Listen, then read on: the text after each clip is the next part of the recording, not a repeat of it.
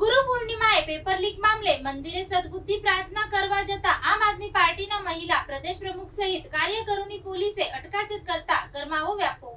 આજે ગુરુ પૂર્ણિમાના પવિત્ર દિવસે સુરત શહેરમાં એક ચર્ચાસ્પદ બનાવ સામે આવ્યો છે। રાજ્યમાં અવારનવાર બનતી પેપર લીકની ઘટનાઓને પગલે સરકાર અને મંત્રીઓને સદબુદ્ધિ મળે તેવા હેતુથી આમ આદમી પાર્ટી દ્વારા વિરોધ પ્રદર્શન યોજવામાં આવ્યું હતું। આ વિરોધ અંતર્ગત આમ આદમી પાર્ટીના પ્રદેશ મહિલા મોરચા પ્રમુખ પાયલ સાકરિયા અને તેમની સાથેની મહિલા કાર્યકર્તાઓ મંદિરે પ્રાર્થના કરવા જઈ રહ્યા હતા। જો કે તેઓ મંદિરે પહોંચે તે પહેલા જ પોલીસે તેમની અટકાયત કરી લીધી હતી। ગુરુ પૂર્ણિમા જેવા પવિત્ર દિવસે અચાનક કરવામાં આવેલી આ પોલીસ કાર્યવાહીને પગલે મહિલા કાર્યકર્તાઓમાં ભારે રોષ વ્યાપી ગયો હતો અને તેમણે સરકાર સામે જોરદાર સૂત્રોચ્ચારો કર્યા હતા। આ ઘટનાના પગલે વિસ્તારમાં ચુસ્ત પોલીસ બંદોબસ્ત ગોઠવી દેવાયો હતો, જેના કારણે સુરતના રાજકારણમાં પેપર લીકના મુદ્દે ફરી એકવાર રાજકીય ગરમાવો આવી ગયો છે।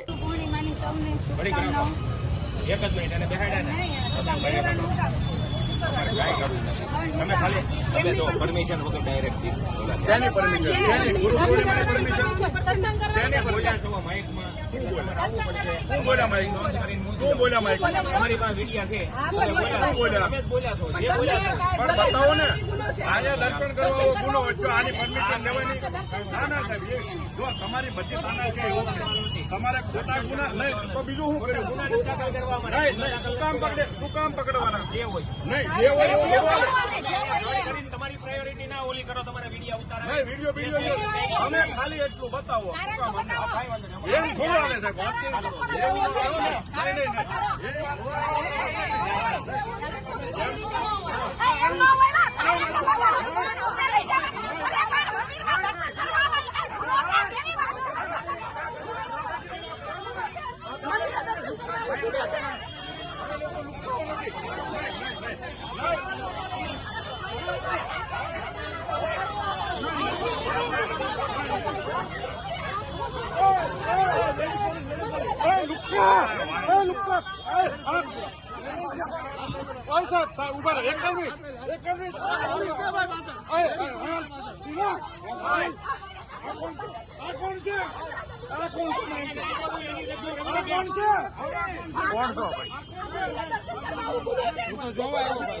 ભાઈકડા હું કામ છે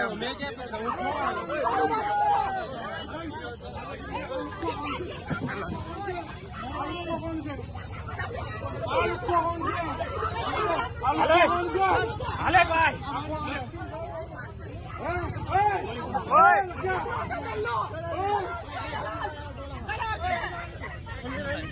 અરે પણ આપ પોલીસ કેવી રીતે દમન ગુજારે છે? આયા મંદિરમાં દર્શન કરવા આવવું પણ અમારા માટે। આજે અમે સૌ આમ આદમી પાર્ટીની મહિલા વિંગ સાથે અમે લોકો કારગિલ ચોક ખાતે દર્શન કરવા આવ્યા હતા। ગુરુ પૂર્ણિમા છે, આપણને સૌને ખબર છે કે વારંવાર પેપર લીક થાય છે। ગુજરાતમાં છેલ્લા 10 વર્ષમાં 34 થી વધુ પેપર લીક થયા છે। લાખો વિદ્યાર્થીઓનું જીવન આગમાં ધકેલાઈ ગયું છે, નિરાશાની અંદર ધકેલાઈ ગયું છે। ત્યારે આજે અમે એ લોકોને સદબુદ્ધિ મળે અને હમણાં ગઈ 20 તારીખે એટલે કે 8 દિવસ પહેલા પેપર લીક થયું BAMS નું અને આજ દિન સુધી એમાં કોઈ કાર્યવાહી નથી કરવામાં આવી। આ પેપર આરોગ્ય વિભાગ દ્વારા લેવામાં આવ્યું હતું, એની જવાબદારી આરોગ્ય વિભાગની આવે અને આરોગ્ય મંત્રી ગઈકાલે એવું નિવેદન આપે છે કે અમુક શબ્દ વાયરલ થયા હતા। 12 માંથી 11 પ્રશ્નો વાયરલ થાય છે, લાખો યુવાનોનું ભવિષ્ય અંધકારમાં જતું રહે છે અને આ ધારાસભ્ય એટલે કે અમારા કામરેજ વિધાનસભાના ધારાસભ્ય અને રાજ્યના આરોગ્ય મંત્રી એવો જવાબ આપે છે અમુક શબ્દ વાયરલ થયા હતા, તો એનો મતલબ એવો આખું પેપર બેઠે બેઠું છપાઈ જાય તો જ માનશે।